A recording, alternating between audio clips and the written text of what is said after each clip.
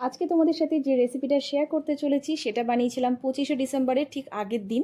তো নিশ্চয়ই বুঝতে পেরে গেছো কী বানিয়েছিলাম, ক্রিসমাস স্পেশাল প্লাম কেক। খুব সিম্পলভাবে বানিয়েছিলাম, ডিম ছাড়া বানিয়েছি, আর এটা বানিয়েছিলাম প্রেশার কুকারের মধ্যে। তো চলো রেসিপিটা দেখে নিই। একটা গ্যাসেতে প্যান বসিয়েছি, যার মধ্যে দিয়েছি পরিমাণ মতো চিনি আর সামান্য একটু জল। এটা দেওয়ার পর বেশ কিছুক্ষণ নাড়াচাড়া করেছি। চিনিটা গলে গিয়ে ক্যারামেলাইজড হয়ে গেছে, মানে কালার চেঞ্জ হয়ে গেছে। এরপরে অল্প অল্প করে এটার মধ্যে জল দেবো। তো জলটা দেওয়ার পরে সাথে সাথে নাড়াচাড়া করবে না, কারণ উপর থেকে একটু তাপ ওঠে, তো হাতে একটু তাপটা লেগে যাওয়ার চান্স থাকে। তো একটু পরেই এটা একটু নাড়াচাড়া করেছি। দেখো বেশ কিছুক্ষণ ফুটিয়ে নেবার পরে এর মধ্যে দিয়ে দেবো একটু লবঙ্গ, দুটো তিনটে লবঙ্গ একটুখানি থেতো করে গুঁড়ো করে নিয়েছি, সেটাই দিয়ে দিলাম। এবারে গ্যাসটা একদম লো করে এর মধ্যে বেশ কিছুটা ড্রাই ফ্রুটস আর টুটি ফুটি দিয়ে দিলাম।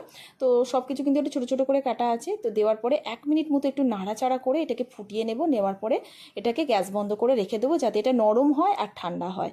তো যাবো নেক্সট প্রসেসে। তো এখানে একটা বড় একটা বাটি নিয়েছি, যার মধ্যে দিয়েছি টক দই। যেহেতু ডিম ছাড়া বানাচ্ছি, তো টক দই দেওয়ার পরে গুঁড়ো চিনি দিয়ে দিলাম, আর দিয়েছি এর মধ্যে দারচিনি পাউডার। এই তিনটে উপাদানকে একটু ভালো করে মিশিয়ে নেব। নেওয়ার পরে এর মধ্যে দেবো একটু ভ্যানিলা এসেন্স, আর দিয়ে দেবো পরিমাণ মতো তেল।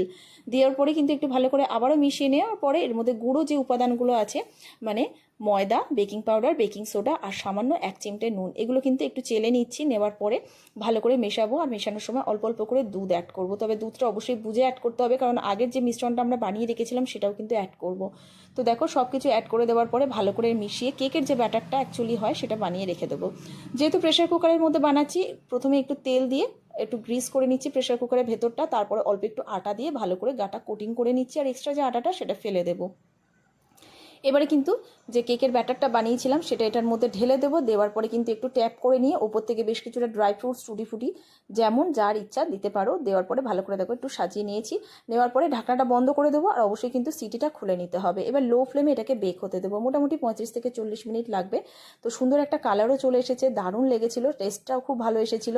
রেসিপিটা ভালো লাগলে সঙ্গে থেকো, এই ধরনের অনেক রেসিপি কিন্তু তোমরা আমার ফেসবুক পেজে পেয়ে যাবে, আর যারা ইউটিউব থেকে দেখছো ইউটিউবে পেয়ে যাবে। তো চলো দেখা হবে অন্য কোনো নতুন ভিডিওর সাথে। ততক্ষণের জন্য ভালো থেকো, সুস্থ থেকো, টাটা।